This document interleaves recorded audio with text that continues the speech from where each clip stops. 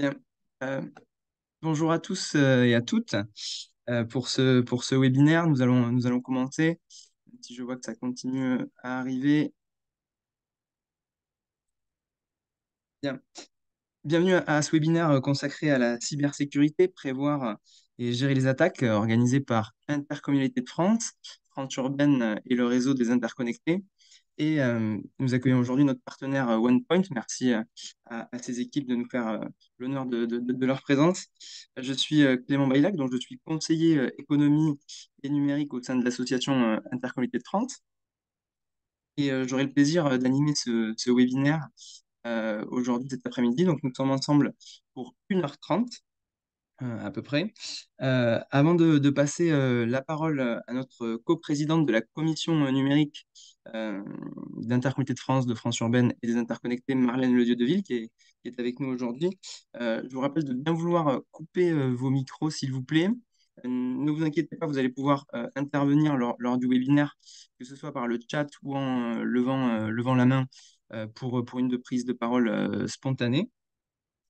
Euh, Écoutez, sachez aussi que le webinaire est également enregistré, qui sera diffusé sur notre chaîne YouTube, puisque c'est un des événements que nous organisons pour le mois européen de la cybersécurité. Voilà, je passe tout de suite la parole à Madame Le Deville qui souhaite introduire donc notre webinaire. Oui, bonjour, bonjour à tous. Donc, je me présente Marlène Deville. Je suis vice-présidente de la communauté de communes de la Cortaise, communauté interco de 55 000 habitants, et coprésidente, comme l'a dit Clément, de la commission numérique commune à Intercommunalité de France, France Urbaine, les interconnectés. Alors, sur ce sujet de la cybersécurité, en fait, nous sommes partis d'un double constat assez terrible. Je le sens un peu d'exagération, mais quand même. D'une part, on le sait maintenant, les collectivités, on aura quelques chiffres tout à l'heure, les collectivités sont une cible de choix pour les cybercriminels.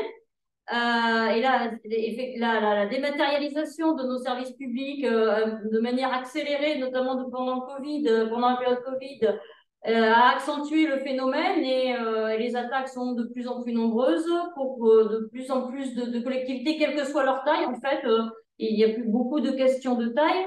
Et autre constat aujourd'hui qui en découle, c'est que la question n'est pas de savoir si on sera attaqué, mais quand on sera attaqué. Donc, ça amène en fait plusieurs enjeux pour nos collectivités, pour nos intercos. C'est le premier qui va être traité de manière très développée dans ce webinaire. Il nous faut absolument tous pouvoir nous doter de véritables politiques de sécurisation de nos systèmes d'information, d'intégration des nouveaux métiers qui en découlent. Et ça passe d'abord par la prévention, puisque on est sur le camp, et ben le propos va être de voir comment on peut limiter ou du moins éviter un certain nombre d'attaques les plus courantes. Ça passe beaucoup par les bonnes pratiques, la sensibilisation, parce que à ce niveau-là, notre lieu commun, c'est de dire que le problème se situe entre la chaise et le clavier, donc c'est un gros point, mais aussi mettre en place toutes les veilles possibles qui nous permettront de nous prémunir des attaques ou de savoir quelles sont nos vulnérabilités notamment pour pouvoir fermer un certain nombre d'entrées pour les cyberattaquants. Il va aussi s'agir pour nous en amont de limiter la casse. Pour le quand on sera attaqué, c'est nous préparer à l'attaque et dire qu'est-ce qu'on va sécuriser, qu'est-ce qu'on va essayer de sauver ou limiter. Voilà. Le deuxième point, après la prévention, sera aussi d'étudier comment nous allons réagir à l'attaque une fois qu'elle est arrivée, quels sont là encore les gestes de premier secours, les entités à actionner, enfin, c'est tout un ensemble de choses à faire et d'outils dont il faut se doter. Un autre enjeu qui sera un petit peu moins développé, mais qui pourtant est très important, qui est celui de la mutualisation, puisque on ne peut pas être tout seul face à cet univers, face à un crime organisé qui est maintenant fait partie de la criminalité la plus importante au monde. Donc tous ces enjeux, ça va être la mutualisation des moyens, des ressources, des ressources humaines comme par exemple les DPO, les RSSI, c'est tous ces aspects. Et il y a un aspect aussi, et le rôle de l'Interco, donc s'interroger aussi sur le rôle de l'Interco comme source, comme centre comme mutualisateur. Certains commencent à mettre en place des schémas de mutualisation pour leur commune, mais tout le monde n'a pas les moyens de s'y mettre. Par ailleurs, enfin, autre enjeu, les moyens, et enfin, j'ai oublié la coopération aussi, comment on va s'intégrer dans un écosystème qui soit régional, national, et un écosystème avec d'autres entités comme les entreprises, comme toutes les OPSN, tous les organismes avec qui nous allons tous travailler et comment nous allons travailler sur le sujet. Et le dernier, je dirais, le dernier enjeu, et pas le moindre, c'est la mutualisation ne résoudra pas tous les problèmes, c'est la question des moyens. C'est l'État nous a aidés à aider les plus forts, les meilleurs d'entre nous. Notre communauté de communes, qui fait pourtant 55 000 habitants, a eu la chance de faire partie des exceptions. Nous avons été accompagnés par l'État, par le France Relance, qui nous a permis de faire un audit et de lancer des packs relais et des plans de sécurisation, mais ça n'est pas le lot de tout le monde. Et donc, ce sujet des moyens à mettre en œuvre, et auprès de qui, notamment de l'État, enfin, interpeller l'État est un enjeu très important dans ce domaine. Voilà. Merci beaucoup, Madame Le Dieudeville. Euh, Avant de passer la parole à Céline Colucci, déléguée générale du réseau des interconnectés, juste un petit programme, une petite vue sur le programme et les intervenants de cet après-midi. Donc, nous diviserons notre temps en deux grandes parties et une troisième partie bonus si on a le temps de l'aborder parce qu'on a beaucoup d'intervenants aujourd'hui. Merci d'ailleurs à tous pour votre participation. Donc, nous commencerons par des éléments introductifs, l'accompagnement de la cybersécurité des interconnectés qui sera présenté par Céline tout de suite. Quelques chiffres clés du baromètre numérique 2023 qui nous a donné quand même quelques chiffres et qui répond à la question où en est-on en matière de cybersécurité à l'échelle des interconnectés, à l'échelle des intercommunalités et de toutes les intercommunalités. Ensuite, nous passerons dans le vif du sujet, la problématique 1, comment prévenir les risques d'attaque des collectivités. Donc, les experts Alexis Bouin et Fabrice Groseille des équipes de OnePoint vous exposeront les différents outils à mettre en place. Nous avons le plaisir aussi d'accueillir Monsieur Henri Casalis, responsable expérience utilisateur de Mon Service Sécurisé, qui provient donc du laboratoire de l'ANSSI, et qui est un service gratuit pour toutes les collectivités, notamment les intercommunalités. Et nous avons le plaisir également d'accueillir Olivier Fouquet, donc directeur du pilotage et de la gouvernance du numérique de Bordeaux Métropole, qui reviendra sur un retour d'expérience, comment intégrer l'enjeu cyber à toutes les étapes d'un projet d'une interco à l'échelle d'une métropole, mais qui peut inspirer toute taille d'intercommunalité et Monsieur Johan Ourdebeek de la communauté de communes de la Cortès, qui reviendra sur un audit réalisé par la collectivité dans le cadre, notamment financé dans le cadre du plan de relance euh, et du cours de l'ANSSI, ainsi que sur la culture de la sensibilisation des élus et des agents de la collectivité. Un peu la première porte d'entrée d'une stratégie de cybersécurité. Voilà. Et en bonus, si on a un peu le temps, on répondra à la question comment gérer les attaques, les premiers réflexes et les gestes de premier secours, mais ça pourra faire l'objet, je l'espère, d'un deuxième webinaire sur la question. Et sans plus attendre, Céline, je te donne la parole pour présenter l'action en matière de cybersécurité du réseau des interconnectés. Céline, c'est à toi si tu nous entends. Je vous entends. Est-ce que vous m'entendez également? Très bien, c'est parfait. Parfait, merci beaucoup Clément et bonjour Marlène, bonjour à tous. Merci de votre invitation à présenter rapidement les actions qu'on entreprend. Donc peut-être un tout petit point de rappel pour ceux qui ne nous connaîtraient pas encore. Donc on est une association dont je suis la déléguée générale qui a été fondée en 2009 à l'initiative d'Intercommunalité de France et France Urbaine. L'idée d'avoir une association d'élus qui soit dédiée aux enjeux du numérique et donc d'accompagner les collectivités dans ces enjeux de transformation.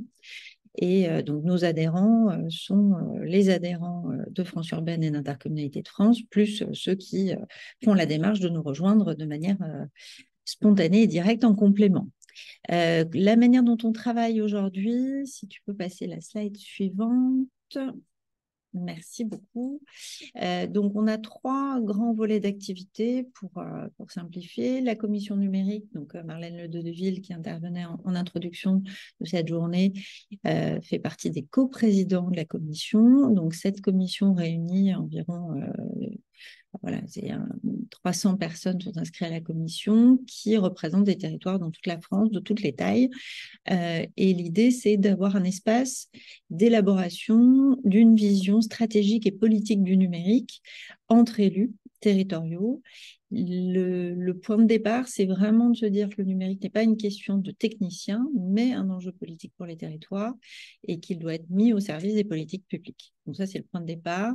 Et donc, la commission elle-même s'auto-saisit d'un certain nombre de dossiers sur l'inclusion numérique, sur le numérique responsable et actuellement sur toutes les questions autour de l'intelligence artificielle. Et puis, elle est aussi l'interlocuteur de l'État et d'autres grands acteurs sur ces questions numériques. L'autre volet, deuxième volet, c'est d'accompagner la mise en place de ces politiques numériques sur les territoires auprès des agents tout au long de l'année. Et c'est le rôle des territoires prod. Donc ça, c'est un programme de groupe de travail, de formation et d'échange entre pairs. Je vais y revenir tout de suite après, qui permet vraiment d'accompagner la pratique et la mise en œuvre de ces politiques de manière très concrète sur le terrain. Troisième volet, c'est le volet événementiel. Donc là, l'idée, c'est vraiment de pouvoir diffuser largement les bonnes pratiques sur l'ensemble du territoire, à la fois via un forum national annuel qui est itinérant et donc qui change de ville d'accueil chaque année. D'ailleurs, le prochain forum aura lieu les 3 et 4 avril 2024 à Marseille. Et le reste de l'année, on a des événements experts, donc une journée dédiée à une thématique spécifique dans une collectivité d'accueil. Petit point complémentaire pour ceux que ça peut intéresser autour de la table, on a aussi 2 labels, un label pour les startups et un label territoire innovant qui vient récompenser et mettre en lumière pour les partager les bonnes pratiques du côté des territoires. Voilà rapidement pour dire qui on est. J'en viens maintenant très directement au cœur de notre sujet. Donc, dans le cadre de ces territoires prod dont je vous parlais, donc on est vraiment dans des moments de partage, d'intelligence collective, d'accompagnement des agents. L'idée, c'est aussi de pouvoir faire venir des spécialistes, de pouvoir créer des ressources quand elles manquent, d'avoir un espace de ressources capitalisées pour ce qui existe, et puis d'avoir un espace d'échange et d'analyse commune des différentes problématiques. On y ajoute également une journée expert dédiée pour chacun des groupes qui permet de pouvoir se retrouver en présentiel sur une journée dédiée à ce sujet. Sur la cybersécurité, c'est un des 5 sujets que nous traitons cette année avec l'inclusion numérique, le numérique responsable, les enjeux d'exploitation de la donnée, l'intelligence artificielle, je l'ai mentionné rapidement tout à l'heure, et aussi l'impact du numérique sur la transformation des métiers. Donc sur la partie cybersécurité, donc c'est un programme tout au long de l'année qui permet d'accompagner la pratique.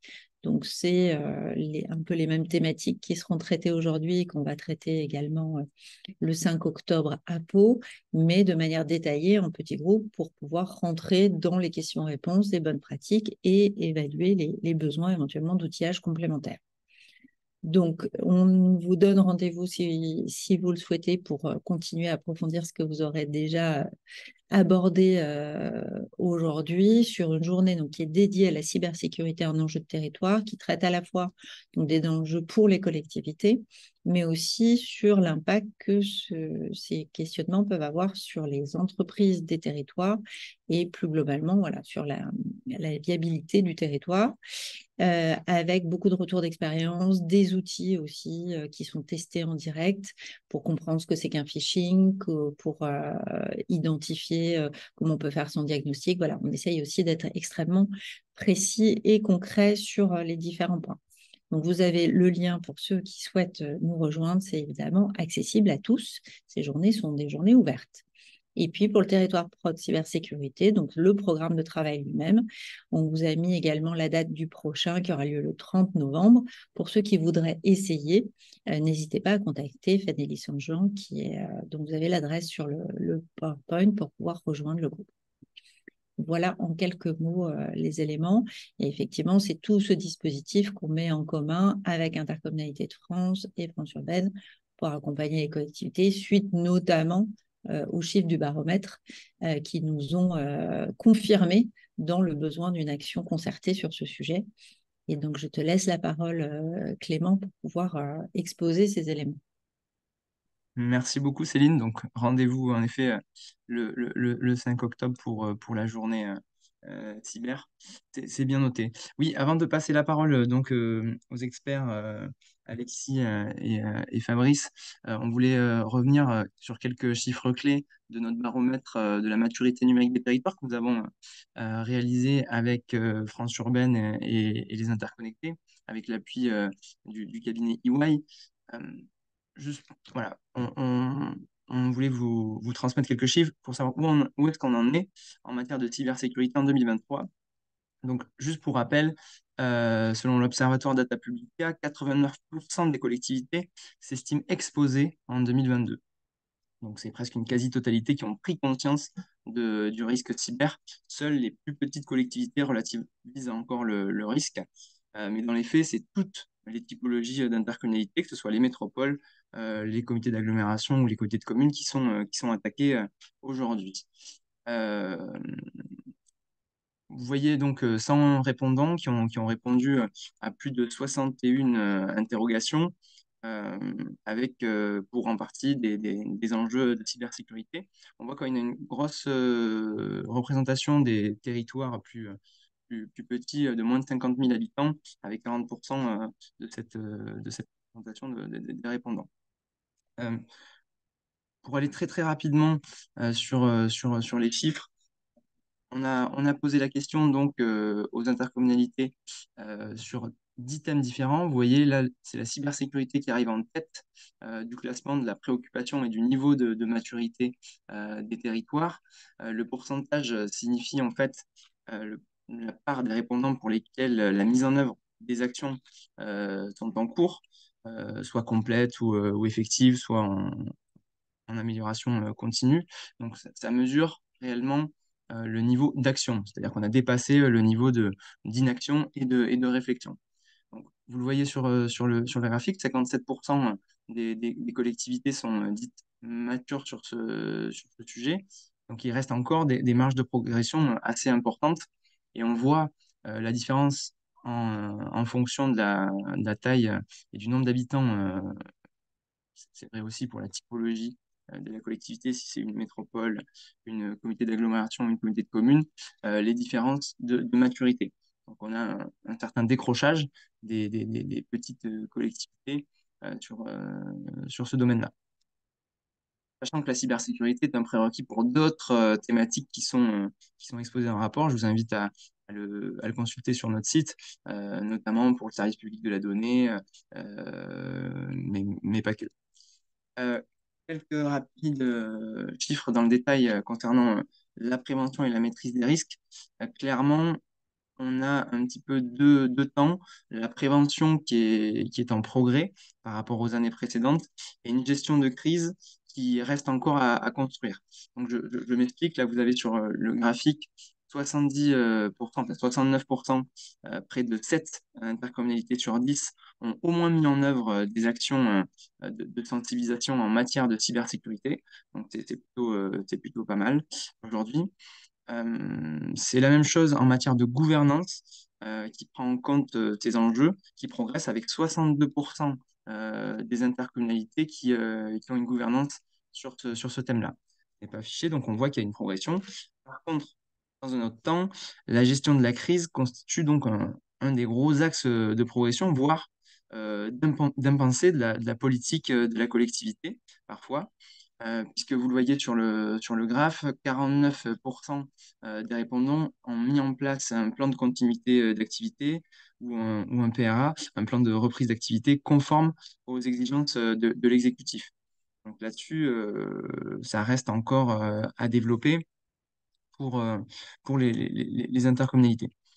Sachant que également 51%, donc on est toujours dans la gestion de crise, ont mis en place un dispositif de gestion de situation de crise et s'assurent de son caractère opérationnel. euh, et savent donc qu'ils ont des procédures claires et complètes afin de répondre rapidement aux brèches de sécurité. Donc, c'est la moitié des intercos qui répondent à ce critère-là. Et quand on va dans le détail, c'est 23% pour les comités de communes et les moins de 50 000 habitants qui ont un dispositif de gestion de situation. Donc là, on voit vraiment l'enjeu pour les plus petits territoires de monter en compétences et de te renforcer sur ces thématiques-là. Euh, Là-dessus, donc,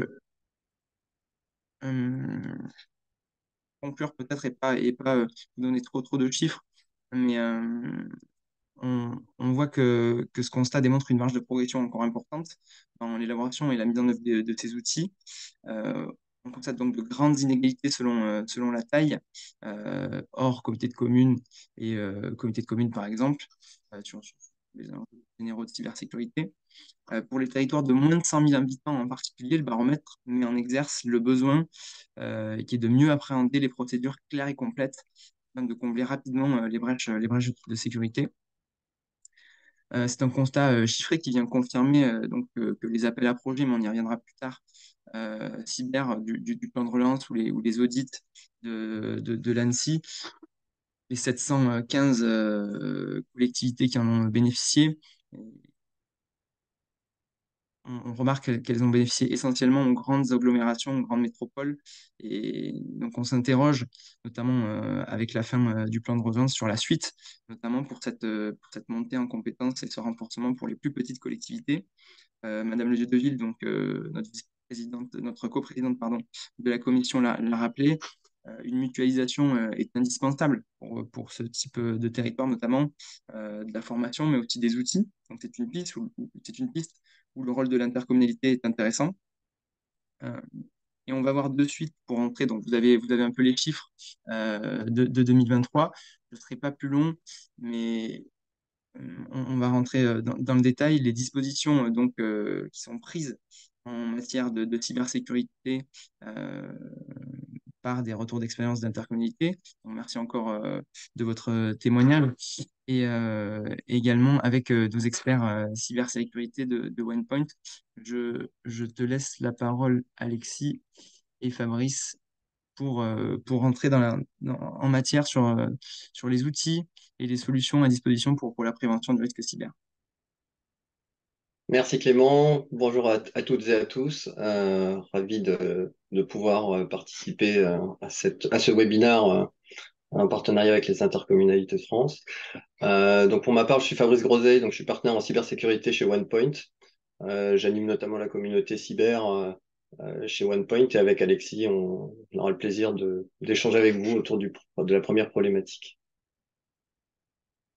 Alexis? Bonjour à tous, ravi d'être là également. Je suis Alexis Boin, je suis leader en cybersécurité et référent secteur public. Je travaille au quotidien avec tout type de structure pour les accompagner dans leur sécurisation et veiller avec eux à ce que les données qu'ils contiennent ou qu'ils traitent ou qu'ils manipulent au quotidien soient manipulées de manière sécurisée. Voilà. Ouais. Donc peut-être avant de rentrer dans le vif du sujet de la problématique, on souhaitait partager avec vous quelques chiffres. Alors peut-être en préambule, ce que l'on constate, c'est que la menace numérique, elle s'amplifie et elle est en fait accentuée par quatre facteurs principaux. Alors le premier, c'est la numérisation de l'économie et des services publics. Donc on constate effectivement un développement des services publics numériques, des territoires connectés. Le recours grandissant au télétravail, notamment dans la fonction publique territoriale. Un deuxième facteur qui est la professionnalisation de la cybercriminalité. Donc aujourd'hui, on pourrait parler presque de cybercriminalité as a service, tant elle se plateformise, elle s'industrialise. Et puis avec le développement des crypto-monnaies, permet aussi de les rendre moins détectables, notamment dans la demande des rançons. Le troisième facteur serait la difficulté de prévention, en fait, finalement, où ce qui passe à la fois par la sensibilisation des différents élus et agents et acteurs, et également une coopération grandissante que l'on voit nécessaire également pour pouvoir se protéger efficacement. Et enfin, l'intégration du cyberespace comme un nouveau vecteur de la conflictualité géopolitique. On voit maintenant que on peut parler de la cybersécurité plus seulement comme une menace, on va dire, quotidienne, mais également comme un théâtre géopolitique aujourd'hui. Et ce que l'on constate, c'est que les collectivités territoriales, les établissements publics, les établissements de santé sont une cible privilégiée et principale des attaquants. Donc notamment ici, on voit avec 23% des incidents qui ciblent les collectivités territoriales. Il y a eu plus de 300 communes qui ont été impactées par des cyberattaques en France. Et ce que l'on constate en moyenne, c'est qu'une attaque finalement impacte les services et rend le fonctionnement en fait, des collectivités difficile, voire dans un mode dégradé, durant une période qui s'étale de 3 à 7 semaines en moyenne. Ces attaques touchent un large spectre de services avec des lourdes conséquences en cas d'attaque qui peuvent aller du dysfonctionnement des services publics locaux, mais également parfois une perte irrémédiable des données informatiques, voire financières, puisqu'elles peuvent rendre indisponibles des services payants. Il y a des demandes de rançon, il y a une énergie assez forte pour reconstruire le système d'information. Et puis des conséquences on va dire, sur le niveau de confiance des citoyens qu'il faut également adresser par ces biais-là. Un chiffre important, c'est que 3 attaques sur 4 sont liées à un rançongiciel, donc finalement qui vise à plusieurs choses, à paralyser le système d'information d'une part, à collecter de l'information et à demander une rançon. Et si cette rançon n'est pas payée, dans une majeure partie des cas, ces informations sont publiées sur Internet ou sur le dark web. Dans les quelques exemples récents, on peut citer la collectivité de Morlaix ou la ville de Béton, qui ont eu des attaques de type rançongiciel ces derniers mois, donc au mois d'août et au mois de septembre. Et puis la mairie de Sartrouville également au mois d'août. Donc avec dans certains cas donc la publication des données sur Internet suite au refus de payer la rançon. Pour rajouter à ce que Fabrice vient de citer, ce contexte-là, il est aussi évidemment très en support de cette menace. On a aujourd'hui, comme tu le disais, Fabrice, une industrialisation de la menace qui s'opère avec des groupes d'attaquants qui se structurent comme des entreprises, littéralement. Des campagnes de recrutement chez ces mêmes groupes d'attaquants, des campagnes de collaboration entre groupes d'attaquants pour mélanger les expertises et créer des nouveaux virus, des nouvelles menaces. On a, pour vous donner un exemple, la cybercriminalité dans le monde aujourd'hui, si ça devait être un pays, ce serait la 3e économie mondiale, juste derrière la Chine et les États-Unis.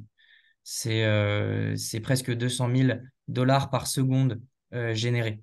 Donc c'est juste monumental et le secteur public est la première cible.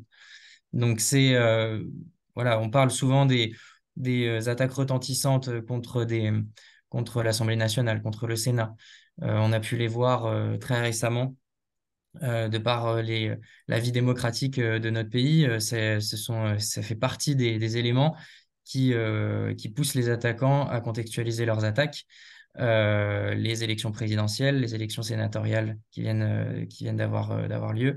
Donc tous ces éléments démocratiques, ces éléments de vie démocratique sont aussi support à ces cyberattaques qui touchent non plus des grandes structures, des grandes administrations, comme on a pu le voir pour le Sénat, pour l'Assemblée nationale, mais aujourd'hui, beaucoup plus de petits acteurs qui sont peut-être un petit peu moins outillés que ces grandes administrations et qu'on se doit de protéger.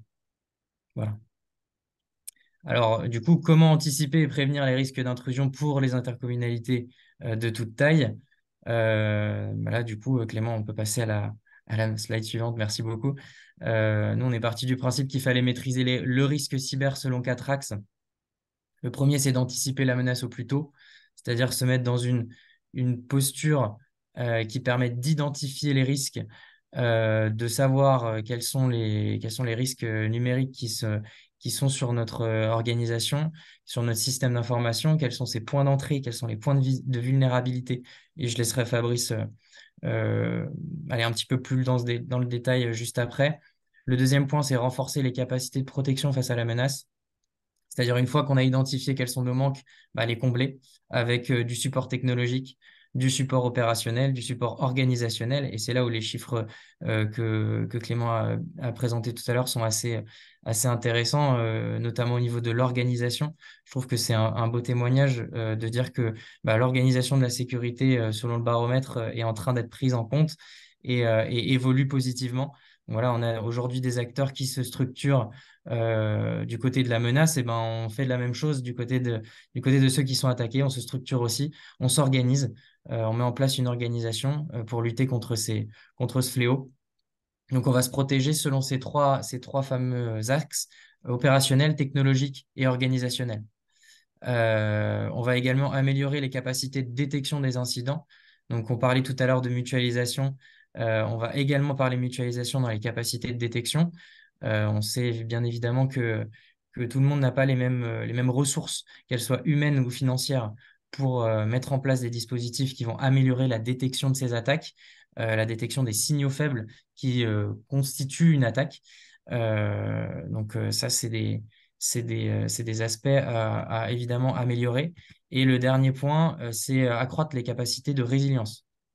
Donc, Madame Le Dieu-de-Ville, vous le disiez tout à l'heure, le point important n'est pas de savoir si on va être attaqué ou pas, mais plutôt quand on va l'être, et de mettre en place tous les dispositifs les plus adéquats qui permettent une remise en œuvre la plus rapide possible du système d'information pour bah, avoir un temps d'arrêt le plus court possible, éviter l'arrêt des opérations, des activités qui font peser des coûts, bien évidemment, bah, financiers réels à la structure, que ce soit une structure publique ou une structure privée, c'est la même chose. Ça fait peser des coûts. Ça a également un impact réputationnel, ça c'est une évidence. Donc, mettre en œuvre tous les dispositifs possibles et toutes les mesures possibles pour remettre en route le système d'information et faire que que cette cyberattaque ait le moins d'impact possible sur le long terme. Évidemment, à votre disposition sur la droite, vous avez tous les guides de cybermalveillance.gouv.fr qui a fait un travail remarquable, pardon, sur le sujet des collectivités territoriales, dans le cadre toujours de France Relance, on en parlait tout à l'heure.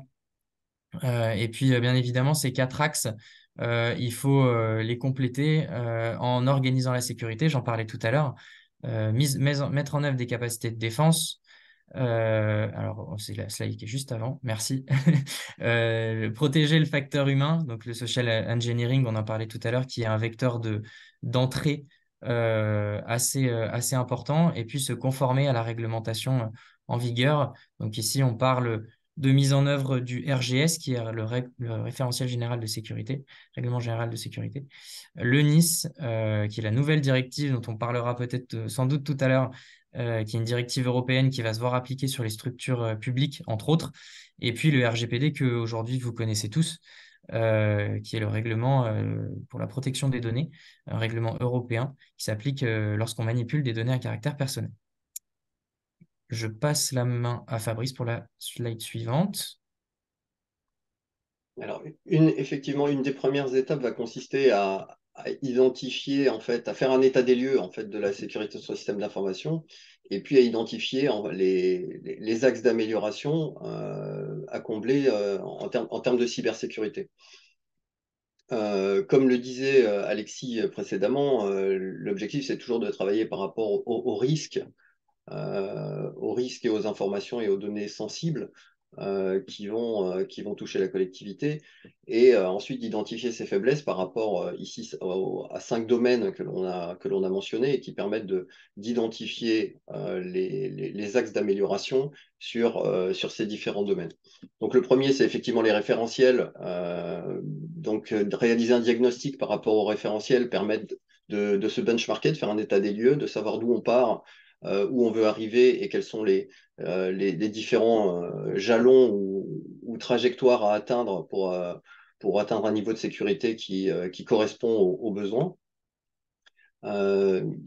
Ceci est complété effectivement par une sensibilisation des utilisateurs, puisqu'on disait que un des maillons de la chaîne de la cybersécurité aujourd'hui est de plus en plus l'humain, et donc ça passe à la fois par de la sensibilisation, par du test de phishing, qui permettent d'évaluer le niveau de sensibilisation des différents acteurs et parties prenantes. Ça passe aussi par des activités de veille qui permettent d'identifier à la fois s'il y a eu des fuites de données, des usurpations d'identité ou d'images, mais également de connaître en fait son empreinte sur Internet. C'est-à-dire qu'on va regarder à la fois le niveau de sécurité du système d'information tel qu'il est par rapport à nos risques, la sensibilisation des utilisateurs, mais également que se passe-t-il à l'extérieur par rapport à toute l'information que l'on publie volontairement ou non volontairement, quelle est l'empreinte de risque que ça représente pour l'organisation ou pour la collectivité, et puis de mettre en place des moyens en anticipation avant que ces informations ne soient exploitées.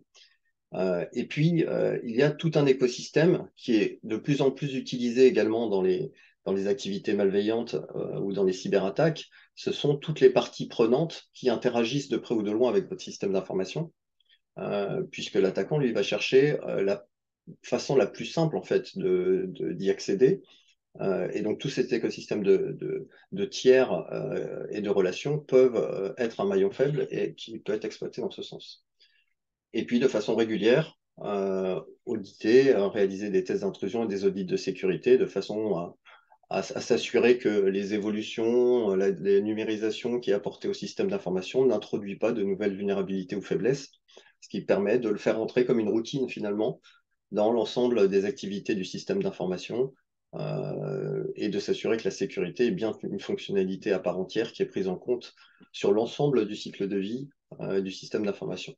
Alors, pour identifier ces faiblesses, il y a un certain nombre d'outils qui existent et qui sont mis à disposition. Donc, les cyberscores, les plateformes d'évaluation des tiers ou de cyber-rating, qui permet à la fois d'évaluer le niveau de sécurité et de risque du système d'information, ou d'évaluer le niveau de sécurité des tiers et de s'assurer que c'est au moins équivalent à celui qui est attendu par rapport à votre système d'information, la sensibilité de vos données ou vos applications.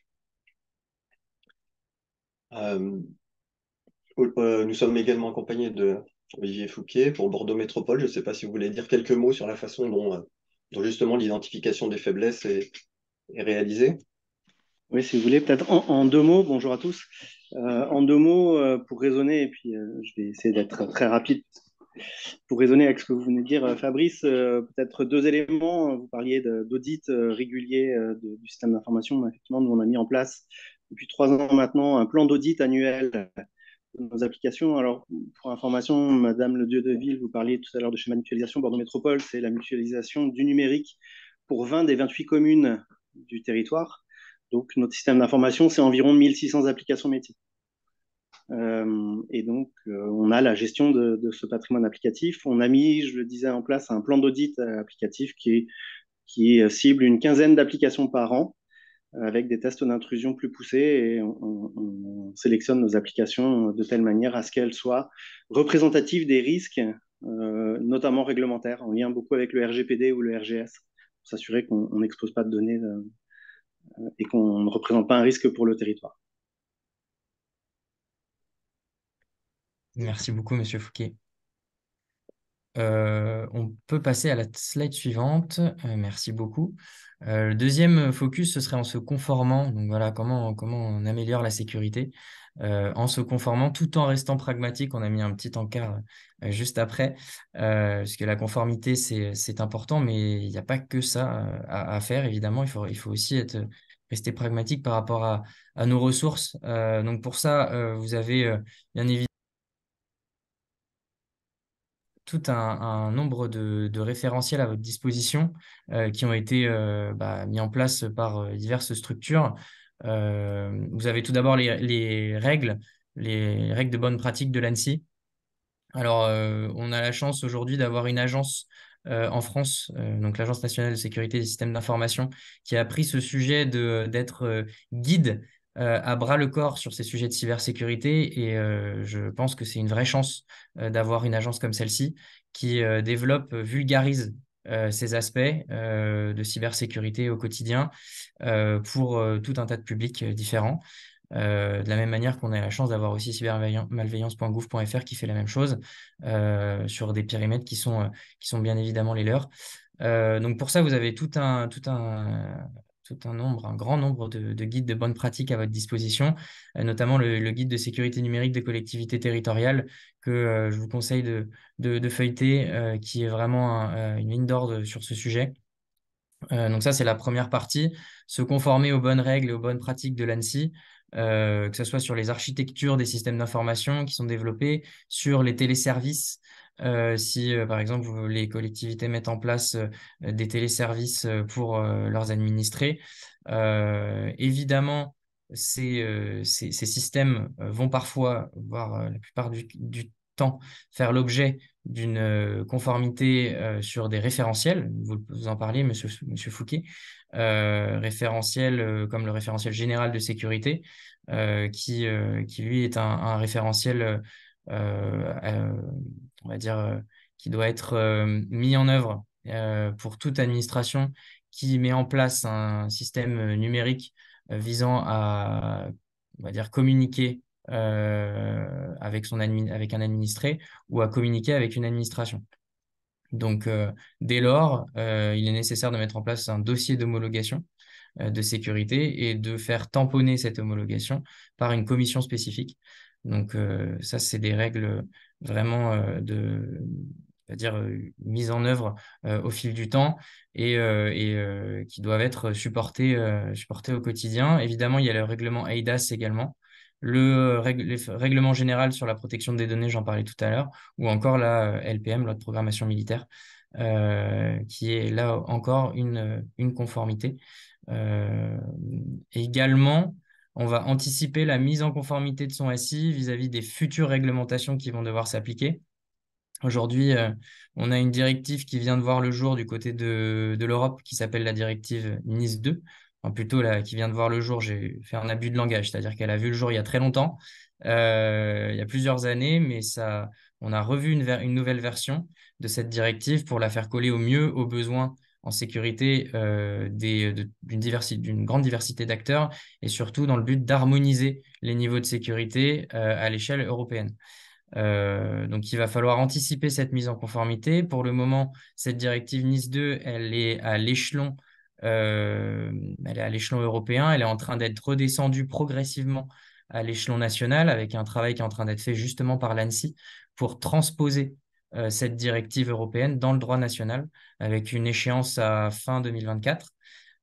Donc, il faut anticiper dès maintenant la conformité de son SI sur cette future directive, déjà en regardant la directive NIS 1, la première directive, en faisant une veille active sur cette nouvelle directive et en faisant le travail nécessaire pour se mettre en conformité par la suite. Voilà. Donc, se conformer, oui, en restant pragmatique par rapport à ses ressources, bien évidemment, et anticiper les mouvements futurs. Et Alexis, je me permets de vous interrompre. N'hésitez pas à poser vos questions hein, sur le chat, mais peut-être j'ai une question, justement, on t'en parlait d'anticipation sur Nice 2, mais à l'état actuel, est-ce que l'on risque en fait pour une collectivité, notamment une intercommunalité, si on ne se conforme pas correctement? C'est une question aussi que se posent nos adhérents. Alors, à l'heure actuelle, si on ne se conforme pas, parce qu'on risque, c'est évidemment une attaque, Oui, parce qu'on n'aura pas les mesures de sécurité minimales qui nous permettront de se protéger, de détecter, de se protéger de repartir le plus rapidement possible. Pour le moment, on va dire que les modalités de sanctions sur la future directive NIS 2 qui va voir le jour n'ont pas été communiquées, parce qu'encore une fois, elle est encore en redescente, en transposition dans le droit national. On sait qu'il y aura des sanctions, puisque ce sera un règlement qui sera assez semblable au RGPD. Donc, vous savez que RGPD, en cas de manquement, on a des sanctions qui peuvent aller jusqu'à 4% du chiffre d'affaires mondial pour les entreprises, etc. Donc, on va avoir vraisemblablement la même mécanique qui va s'appliquer sur la directive NIS 2. Pour le moment, pas de sanctions. Mais c'est dans les tuyaux de la future directive. Monsieur Fouquet, je crois que vous vouliez intervenir d'ailleurs sur ce sujet, sur le sujet de la conformité. Alors oui, pas nécessairement sur les sanctions, puisque j'en connais pas les montants, mais effectivement, RGPD, je sais que la CNIL a déjà mis en demeure des collectivités et des communes parce que pour manquement au RGPD. Peut-être pour l'illustrer de la même manière, aujourd'hui, dans tous nos projets, on a un volet RGPD, un volet RGS lorsque on est dans de la manipulation de données à caractère personnel pour le RGPD ou dans des projets qui mettent à disposition des téléservices à destination des administrés ou des échanges d'informations entre administrations. Donc, on suit ça de très près pour éviter bien entendu les risques de perte de données et puis pour s'assurer de la conformité à la réglementation. Mais dans certains cas, c'est très technique, jusqu'à la définition des suites cryptographiques d'échange de données, par exemple pour le RGS. Donc, ce sont à la fois des questions d'ordre général et de politique publique, et en même temps, la nécessité d'avoir un regard expert, et on s'appuie d'ailleurs en interne de la Direction générale du numérique et des systèmes d'information, sur des collègues dont c'est l'expertise. Peut-être une petite illustration rapide. Et on suit, alors, pour rebondir sur ce que vous disiez, Monsieur Boin, on suit attentivement ce qui se passe avec la retranscription dans le droit national de la NIS V2, puisque métropole, nous sommes une grosse collectivité et on sait qu'on a des chances d'être impacté de manière assez importante. Surtout avec un parc applicatif de 1600 applications. Les travaux de remédiation sont compliqués. Ouais. Les travaux, pardon, de remédiation. Le travail de remédiation. On peut passer à la slide suivante, s'il n'y a pas d'autres questions. Oui. Donc à la fois l'identification des faiblesses et la mise en conformité va permettre en fait de définir un certain nombre de projets ou de besoins, mais surtout le paysage de la cybercriminalité aujourd'hui nécessite une augmentation des capacités de défense.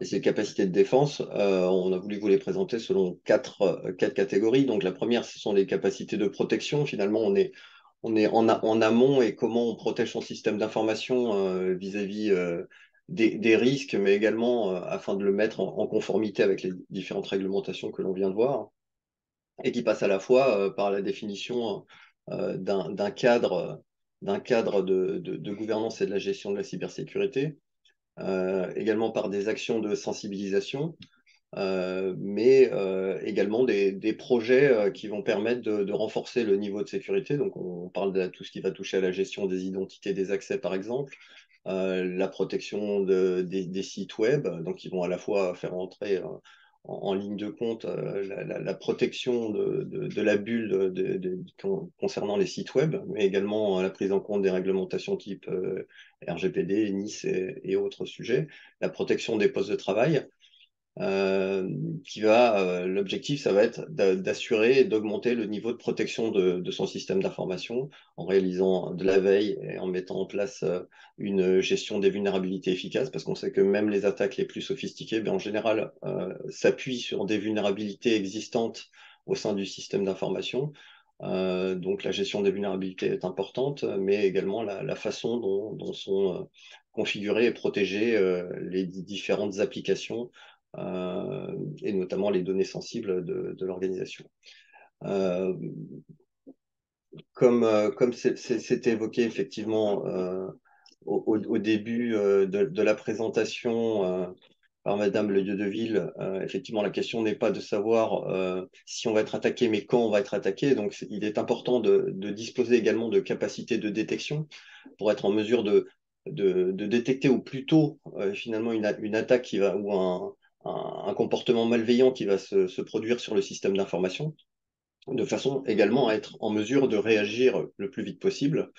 Donc c'est l'augmentation des capacités de réponse afin de limiter l'impact de cette activité malveillante ou de cette attaque. Donc cela passe par la mise en place de capacités de réponse intrinsèques, mais également la mobilisation de services d'investigation qui sont capables d'analyser ce qui s'est passé, quel est l'impact réel et les systèmes concernés. Et puis également de s'appuyer sur des technologies, par exemple, d'automatisation de la réponse qui vont permettre de raccourcir le délai entre la détection et la réponse, puisqu'on sait que le temps est notre ennemi dans ces cas de figure. Et puis, les capacités de contrôle et de remédiation, puisque l'idée, ça va être, en cas d'incident avéré, d'être en mesure de le confiner, mais ensuite d'avoir des capacités de retour à la normale. Et donc, ces capacités de retour à la normale passent par des services de reconstruction, d'audit, de remédiation des vulnérabilités, mais également par des sujets autour de la sauvegarde, donc qui vont permettre de restaurer les systèmes et de leur permettre de revenir à l'état normal de fonctionnement. Et comme on le disait en préambule, enfin, on voit que en cas d'attaque et de malware, on a une immobilisation ou un fonctionnement dégradé pendant 3 à 7 semaines. Donc l'objectif, c'est de réduire au maximum ce délai et d'être en capacité de redémarrer le plus vite possible. Pour ce faire, il y a un certain nombre de supports qui sont mis à disposition par l'État. Donc il y a les sujets France Relance, qui permet de tirer parti des services offerts par l'État, soit pour la réalisation d'audits d'état des lieux, soit dans le cadre d'un certain nombre d'accompagnements. Des sujets autour de la mutualisation des capacités, on en parlait tout à l'heure, on voit un partage de plus en plus important également des informations et des données sur les attaques ou les comportements malveillants, donc qui permettent aussi à la fois de s'en prémunir et de lutter contre. Et puis, en confiance à la sécurité des prestataires de confiance, donc il y a un certain nombre de labels ou de qualifications qui sont mis en place par l'ANSSI, et notamment avec le visa de sécurité.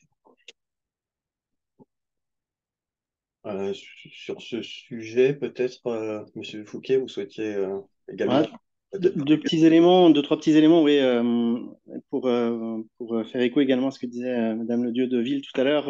Nous avons nous aussi bénéficié du parcours France Relance et des PAC Relais, ce qui a été pour nous l'occasion de s'outiller en matière de gestion des vulnérabilités, de suivi et de gestion des vulnérabilités, puisqu'on en détecte pas mal, notamment à travers nos audits, et puis on fait des tests réguliers.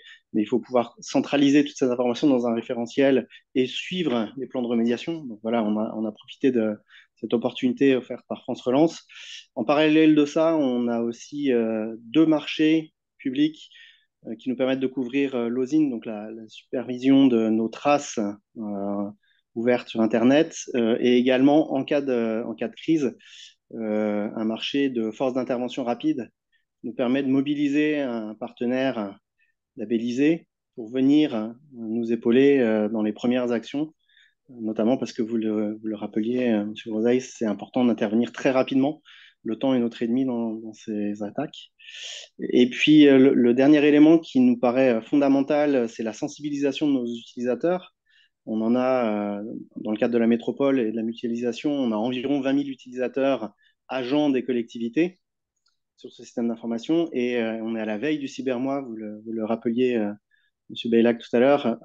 Donc pour nous, c'est un moment aussi fort, un temps fort, un métropole, pendant lequel on met en place des escape games autour de la cybersécurité, des petits ateliers qui permettent aux agents de passer et de poser des questions avec des experts dans mon équipe qui peuvent leur répondre, et on les accompagne. Voilà, ça illustre peut-être un petit peu ce que vous disiez, et évidemment, je m'inscris totalement dans tout ce qui vient d'être dit. Et on attend avec impatience le retour des parcours cyber Annecy qui ont permis d'accompagner presque 1000 collectivités territoriales. Donc c'est un vrai succès. Donc ces parcours-là l'enveloppe a été clôturée fin d'année dernière, et on attend avec impatience le retour de ce dispositif, parce que ça aide réellement tous ces acteurs. Le dernier point, c'est en collaborant avec des structures nationales et territoriales, ou des initiatives. Donc ça, c'est Monsieur Casalis qui pourra mieux en parler que moi encore. J'ai déjà parlé de cybermalveillance.gouv.fr, bien évidemment, avec une multitude d'outils, de guides. Vous avez notamment des guides de sensibilisation pour les élus. Vous avez un diagnostic en 10 questions, très très rapide, qui s'appelle Immunité, qui vous permet de mesurer votre niveau de sécurisation face à la menace cyber. Vous avez également un grand nombre d'acteurs qui sont à la croisée des chemins entre le public et le privé et qui ont pour vocation à être à la fois des lieux totems nationaux, mais aussi des lieux totems territoriaux et qui facilitent les échanges entre les partenaires publics et privés pour assurer la sécurité de tous. Donc, on peut citer les CSIRT régionaux, bien évidemment. Donc ça, Monsieur Fouquet, vous pourrez nous en parler juste après. Et les campus cyber, donc le campus cyber national qui est situé dans le nord de Paris, et également toute leur déclinaison, toute la déclinaison régionale de ces campus qui voient le jour au fur et à mesure. On a en même temps que ces CIRT régionaux voient le jour, donc on a vraiment cette redescente au niveau des régions et c'est tant mieux au niveau des territoires. On vient densifier ce qu'on appelle le maillage de sécurisation à l'échelle des territoires pour améliorer les capacités de réponse. Donc ça, c'est le rôle des CSIRT régionaux. CSIRT, c'est Centre d'intervention et de réponse cyber, donc qui vient mettre en relation des structures, des associations, des collectivités, des petites entreprises, également PME, ETI, avec des acteurs de réponse, donc des acteurs privés qui s'occupent de faire de la réponse à incidents spécifiques sur leur territoire. Et le campus cyber, bah, vous le connaissez, c'est un lieu totem qui vient créer des groupes de travail, qui vient voilà, on vient phosphorer sur ces sujets de cybersécurité en confrontant les points de vue et surtout les expertises. Voilà. Et quand on parle d'outils, je vais peut-être passer la parole du coup à Monsieur Casalis. Clément, je te Ouais, laisse. super. Merci Alexis, merci pour cette présentation. Donc on a vu en quatre grands axes comment on pouvait s'outiller en effet, mais on souhaitait réaliser un focus parce qu'on voit qu'il y a beaucoup d'outils et parfois c'est la difficulté, c'est la lisibilité avec toute cette production et tous ces outils à disposition des intercommunalités.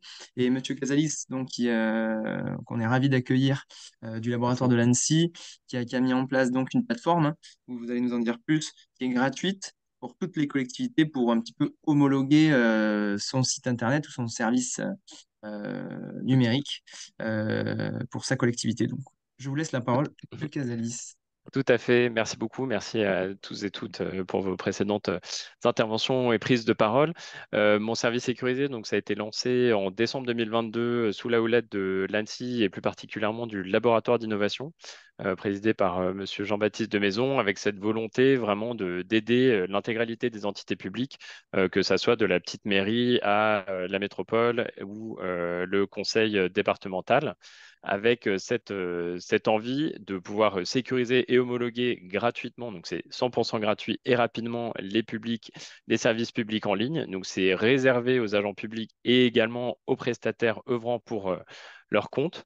Et vous allez pouvoir très simplement, en quelques clics, donc indiquer les fonctionnalités offertes par votre site ou téléservice, indiquer les données traitées par ce téléservice, avoir une liste de mesures personnalisées, donc qui sont recommandées ou indispensables, des mesures de sécurité proposées par l'ANSSI. Vous allez avoir un premier indicatif de notation, un peu de savoir où vous en êtes d'un point de vue de votre maturité cyber. Et dans un dernier temps, vous allez pouvoir vous constituer un dossier d'homologation, donc toujours dans cette idée de mise en conformité, mais aussi de mettre en œuvre et savoir comment on commence par faire de la cyber, parce que ce qui a été dit pareillement par rapport aux chiffres, bah, il y a une disparité de maturité, que ça soit l'agent public vraiment qui est tout en bas et qui n'a pas une maturité ou une plus faible maturité en termes cyber, ou alors sur des plus grosses métropoles où il y a plus de moyens, il y a plus d'équipes. Et donc cette idée, c'est vraiment de pouvoir accompagner l'intégralité des entités publiques à monter leur niveau de sécurisation. Et c'est un des premiers produits lancés par le laboratoire d'innovation. Il y en aura d'autres. Je fais un tout petit peu de teasing, notamment pour la mise en conformité avec NIS 2 ou mon cyber. Et vous pouvez nous retrouver évidemment sur la slide d'après, sur monservicesécurisé.ssi.gouv.fr, où nous sommes une dizaine dans l'équipe à accompagner l'intégralité des entités publiques. Merci Monsieur Casali pour cette brève présentation. Avec Euh, plaisir. nous allons recenser toutes les outils que nous avons présentés aujourd'hui et nous transmettrons bien sûr ces ressources auprès des participants qui vous seront envoyées par mail. Je passe la parole maintenant à Monsieur Fouquet, hein. Merci d'être là pour un exemple, pour un retour d'expérience en matière de cybersécurité, enfin, de stratégie de cybersécurité cohérente avec les usages et les risques encourus par les collectivités de toute taille. Donc, vous vous adressez pas qu'aux métropoles. On vous écoute, Monsieur Fouquet. Merci de votre participation. Je vous remercie. Donc, je me présente rapidement, je ne l'ai pas fait tout à l'heure pour répondre plus de manière interactive.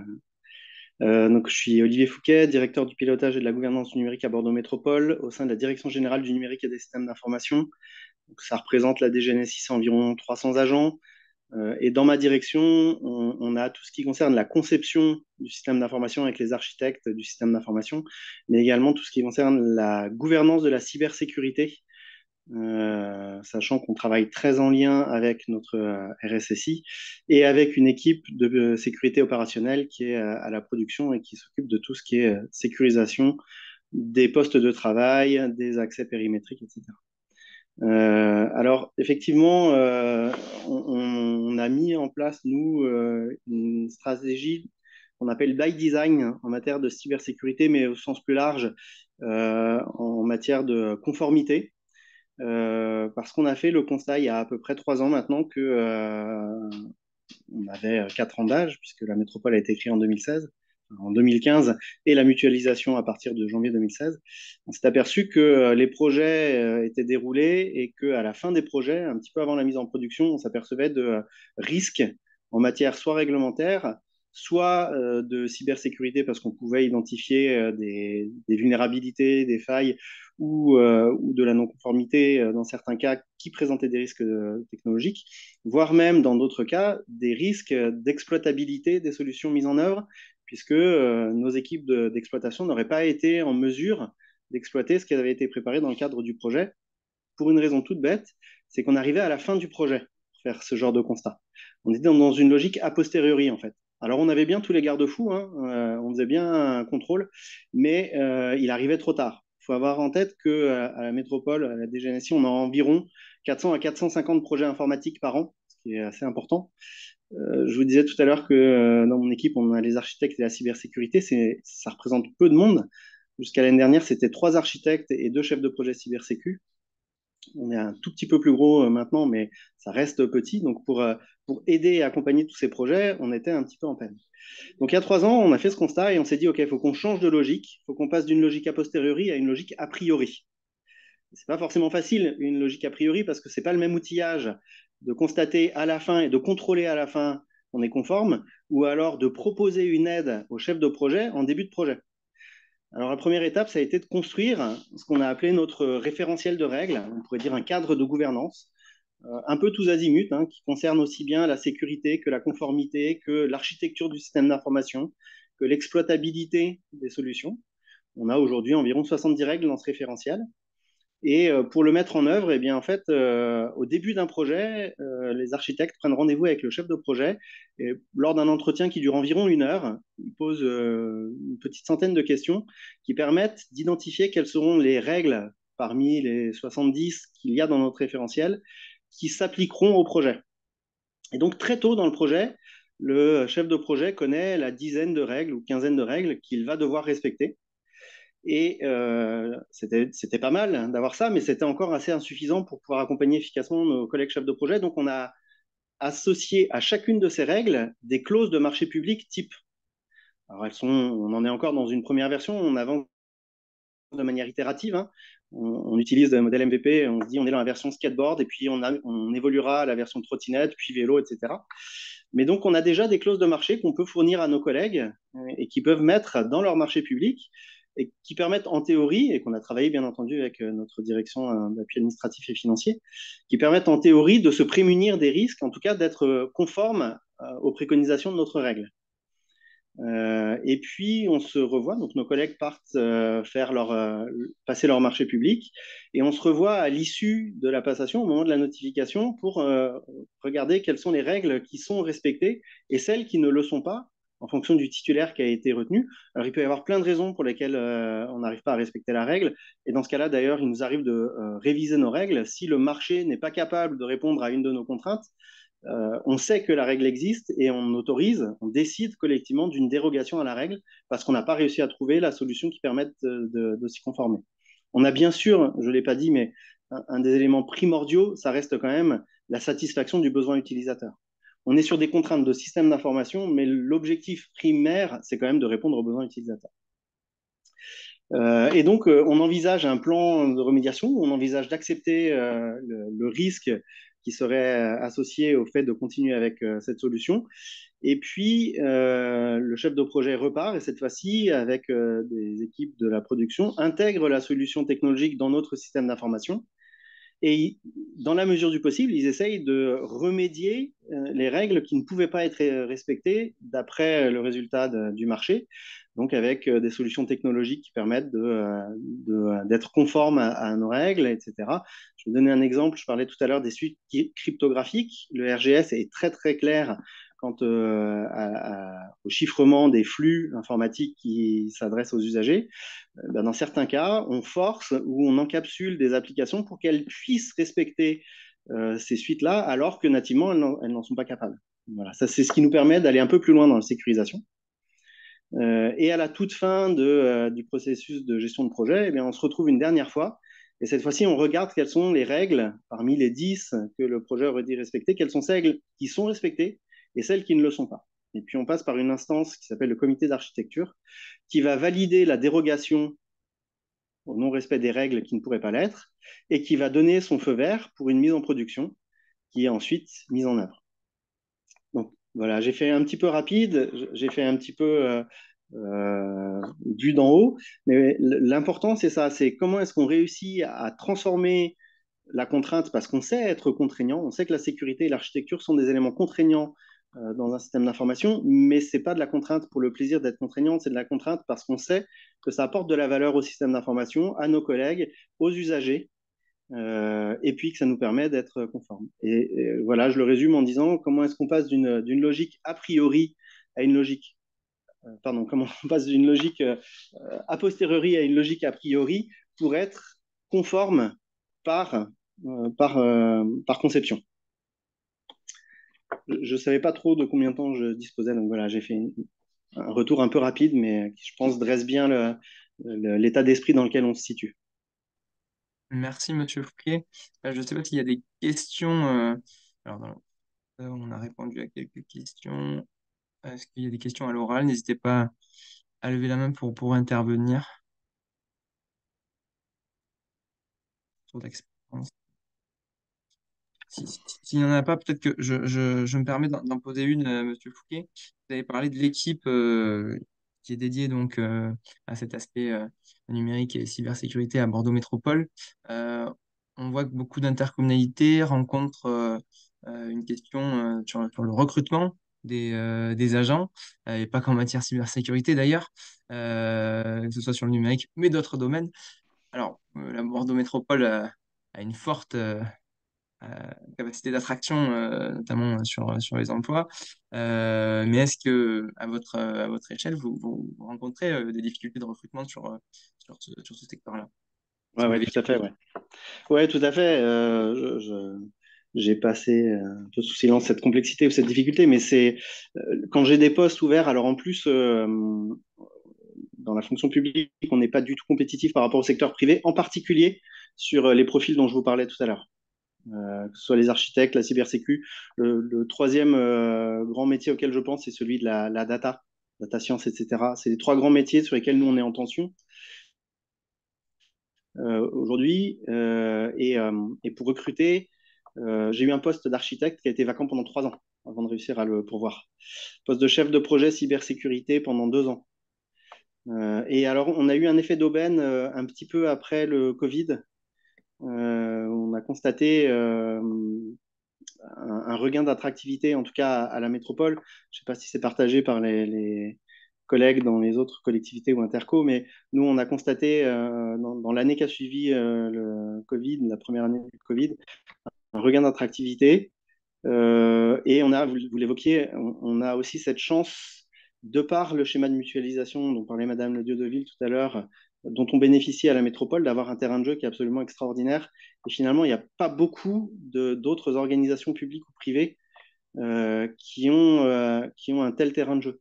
Et c'est un élément qui fait que dans certains cas, on arrive à l'emporter par rapport notamment à une concurrence du secteur privé qui serait plus rémunérateur, mais parfois peut-être un peu moins intéressant. On a cette chance-là, je ne m'en cache pas, mais on reste dans des situations difficiles. Enfin, l'un de mes principaux objectifs, enjeux et même, je dirais, boulot en tant que directeur, c'est de faire en sorte de fidéliser mes collaborateurs.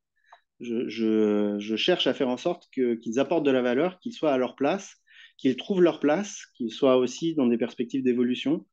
Et donc, il y a un jeu permanent d'écoute de leurs attentes et en même temps de respect des contraintes et des besoins de service. Merci pour votre réponse. Il n'y a pas d'autres questions, je n'en vois pas dans le chat. Je vais passer la parole à notre second retour d'expérience, donc de la communauté commune de La Cortès.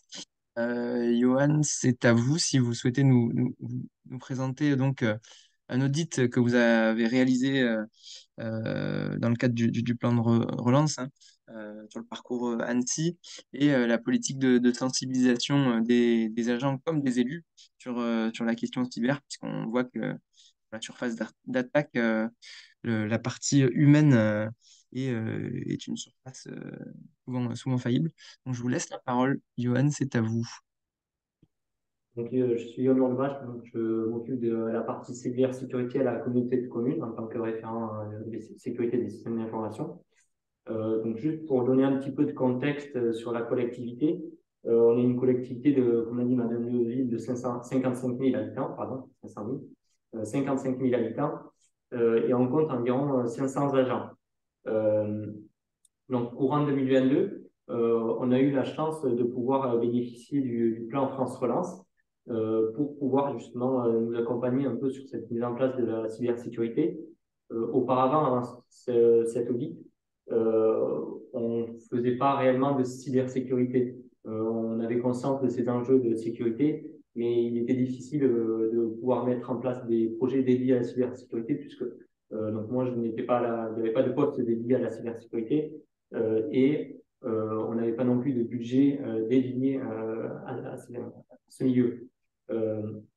Donc, en 2022, cet audit a permis de pouvoir nous permettre de mettre en place un budget dédié à la cybersécurité, de pouvoir avoir également un poste, donc le poste où je suis, pour pouvoir mettre en place des projets à part entière toute l'année sur la cybersécurité. Et on a également pu, à travers cet audit, avoir des mesures et un plan de sécurisation sur 3 ans qui nous permet d'avoir un peu une feuille de route sur comment élever notre niveau de cybersécurité pour répondre à la fois comme le disait M. Fouquet, aux différentes mesures et réglementations auxquelles on est confronté et pouvoir se mettre en conformité avec ces réglementations. Donc, on a dans cette audit, donc on a eu la chance de pouvoir être subventionné sur une partie des outils et du plan France Relance. On a les outils qu'on a mis en place ont été avec les subventions principalement des outils techniques, puisqu'on ne disposait pas forcément d'outils de sécurité. On a eu besoin de mettre à jour nos antivirus, de changer nos anti-spam et également de mettre en place des mesures sur la protection de nos accès. Donc, c'est avec les subventions de cette audit qu'on a pu nous permettre de mettre en place ce type de sécurité. Un autre point qui est demandé dans l'audit et qui, comme on l'a expliqué tout au long, qui est la sensibilisation des utilisateurs, puisqu'aujourd'hui, le clic d'un utilisateur représente près de 80%, voire plus, 90% des attaques. Aujourd'hui, nous, on a à travers l'audit, on a mis en place une stratégie de sensibilisation. On a fait cette stratégie en interne, puisqu'on a collaboré avec les services internes. On a monté un petit groupe de travail pour pouvoir associer les différents services communication, ressources humaines et également nos services cyberbase, qui sont des services qui s'occupent en temps normal un peu de la formation et de la sensibilisation auprès des administrés. Du public. On on a collaboré avec eux également pour pouvoir mettre en place en fait des ateliers pour nos agents à nous dédiés à la cybersécurité, puisque ces agents des cyberbases sont des animateurs et ils ont une compétence que nous on n'a pas à l'informatique, puisqu'on est souvent vu à l'informatique un peu comme la police qui vient taper quand on voit un mot de passe sur le bureau. Donc, on a fait appel à nos services cyberbases qui ont beaucoup plus de compétences d'animation dessus pour pouvoir faire passer ce message. Donc, on a séparé avec plusieurs groupes de public, avec nos agents administratifs. On a également des sites distants sur lesquels, là, c'est moi qui me déplace pour aller rencontrer souvent ces agents qui sont un petit peu isolés, souvent, sur des sites comme des crèches, qui sont des petits sites. Et on a également fait des réunions de sensibilisation à plus grande échelle, en réunion de grands groupes pour nos agents techniques, des services techniques, qui sont souvent pas formés aux outils informatiques, qui n'utilisent pas tous les jours ces outils et qui pourtant sont également concernés puisqu'ils disposent des accès à leurs dossiers ou à l'extranet de la collectivité. Donc, ils peuvent être des cibles pour des pirates.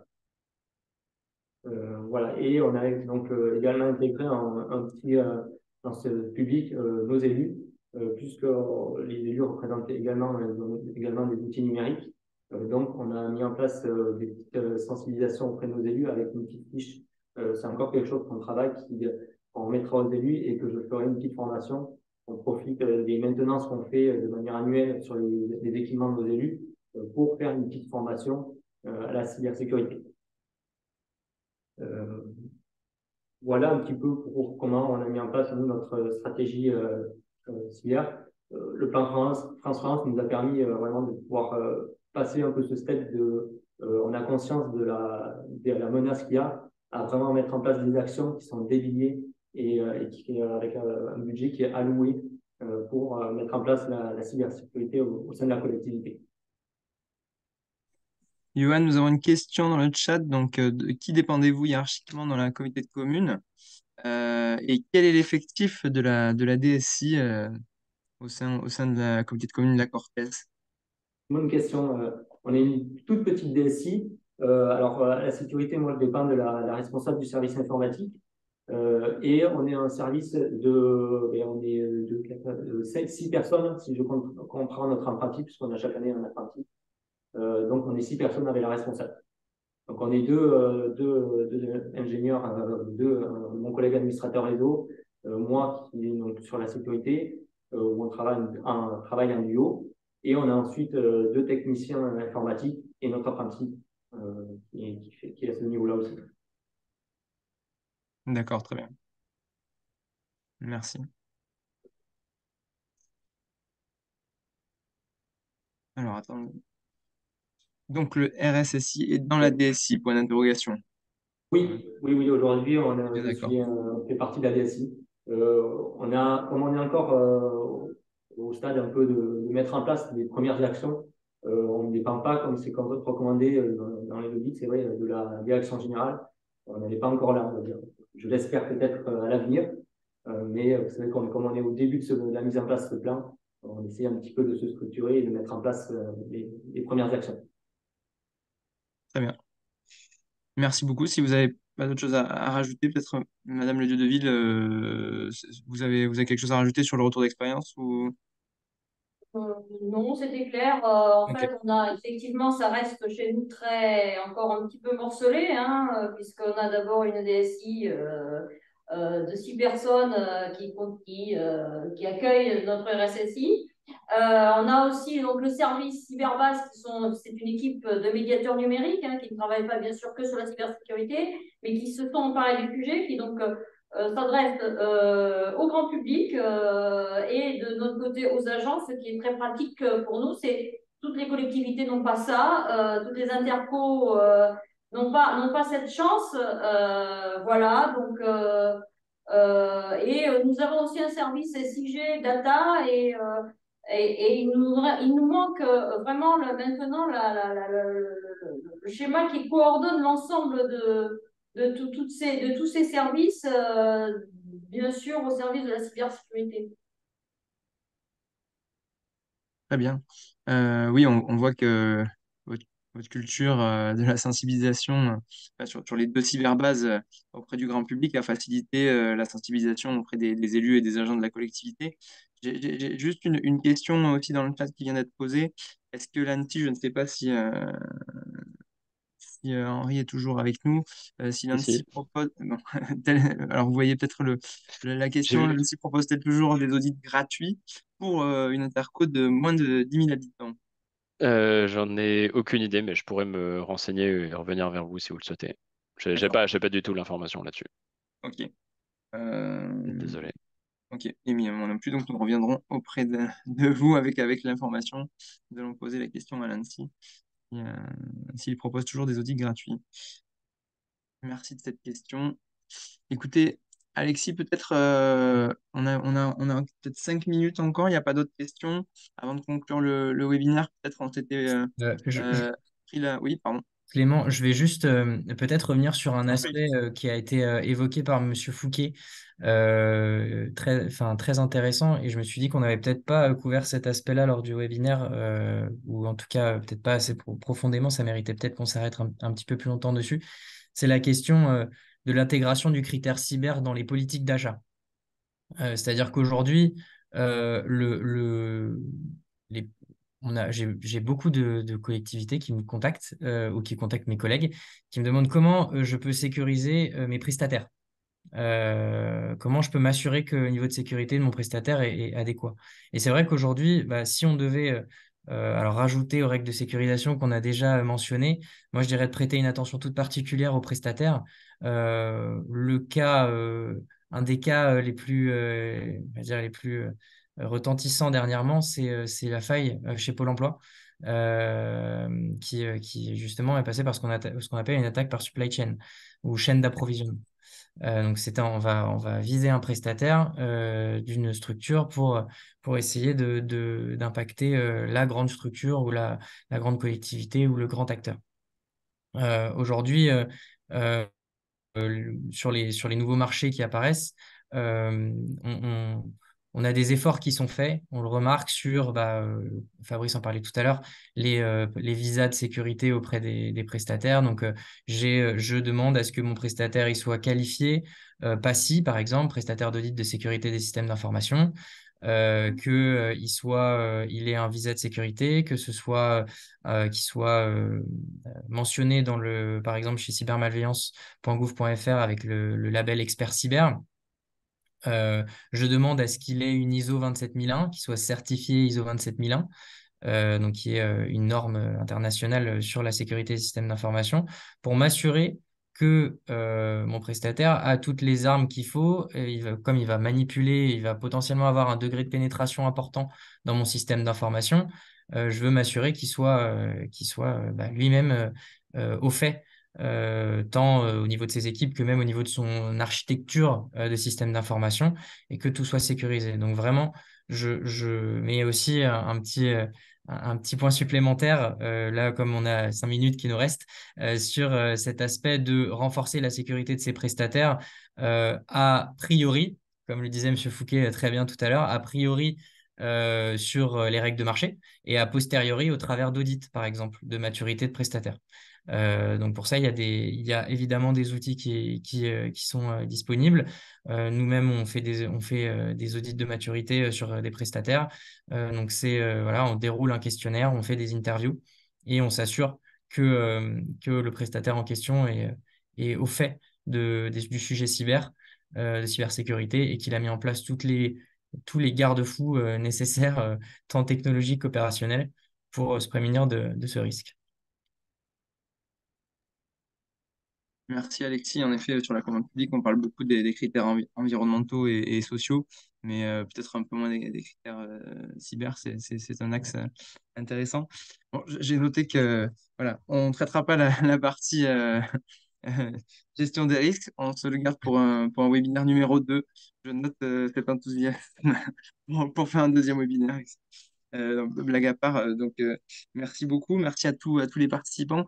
Je laisse le mot de conclusion Madame Le Dieudeville, on a tenu les temps. Je vous laisse peut-être pour conclure le mot de la fin. Et sachant que voilà, vous retrouverez les ressources, nous vous enverrons par mail toutes les ressources qui ont été présentées ainsi que le PowerPoint si les intervenants sont bien sûr d'accord. Et on vous retrouve très rapidement pour une prochaine commission numérique pour une journée experte comme l'a rappelé Céline le 5 octobre à Pau et pour d'autres événements. N'hésitez pas à consulter aussi le site intercomité-de-france.fr pour toutes les actualités numériques et cyber. Madame Le Dieudeville, je vous laisse Oui. conclure. Et merci à tous. C'était très intéressant. Donc, effectivement, rendez-vous peut-être pour un deuxième webinaire qui sera consacré au risque.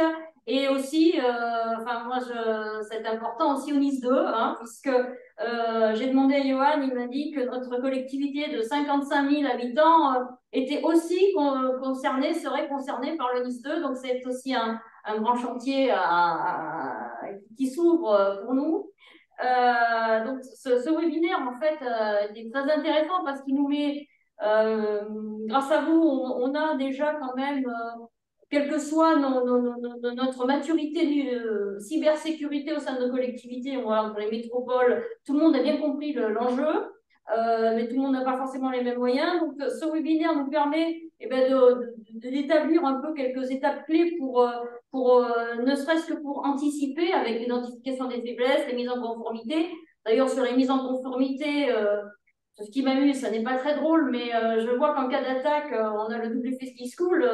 Si la collectivité attaquée n'a pas suffisamment respecté le RGPD et si prochainement elle n'a pas bien appliqué les règles du NIS 2, donc ce qui était intéressant, elle va subir le double effet qui school, c'est les conséquences de l'attaque et ensuite les conséquences juridiques de ces non-conformités. Donc c'est vraiment des moments importants.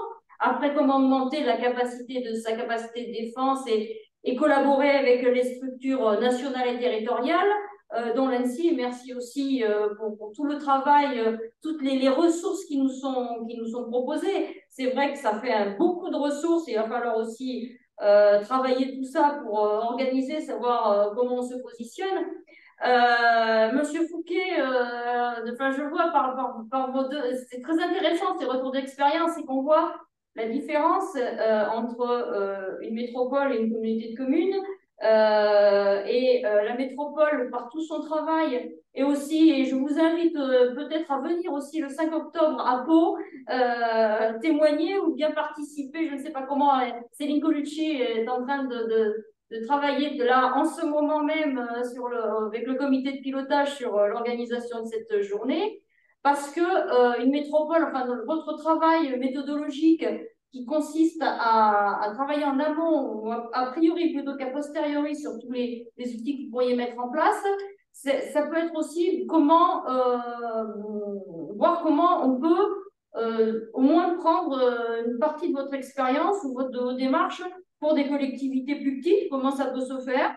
Voilà. Et d'un autre côté, une communauté de communes, et là encore, ça montre bien l'importance des France Relance et des moyens qui nous sont alloués. Comme le disait Johan, on faisait un peu de sensibilisation, on avait des petits budgets pour peut-être un antivirus, pour trois choses comme ça, mais ça n'était pas, on ne se serait pas lancé dans un audit, on ne se serait pas lancé dans un plan de sécurisation et on n'aurait pas recruté quelqu'un si on n'avait pas bénéficié de ce France Relance. Mais ça montre quand même cette disparité, c'est de dire, en gros, les France Relance n'ont bénéficié qu'aux plus gros et que ceux qui en ont le plus besoin, c'est les plus petits. Donc, voilà, c'est quand même... et c'est ce que je l'entends même au niveau des communes. Enfin, c'est plus on est petit dans la structure, alors les besoins ne sont pas les mêmes. On va pas, une petite commune n'a pas les mêmes besoins qu'une métropole, c'est évident. Mais pour autant, la cybersécurité concerne tout le monde. Donc, c'est très important. Donc, je vous invite tous à venir le 5 octobre ou assister en distanciel si vous ne pouvez pas le faire à la journée expert cybersécurité parce que ce jour-là, j'y serai puisque j'habite à côté. Donc, c'est important pour moi d'y être. Et puis, le sujet de la cybersécurité m'importe beaucoup. Ce sera l'occasion, bien sûr, de reparler des enjeux, mais surtout de parler justement des coopérations avec l'ANSSI, avec Campus Cyber Nouvelle-Aquitaine. Il y a beaucoup d'interventions du Campus Cyber Nouvelle-Aquitaine.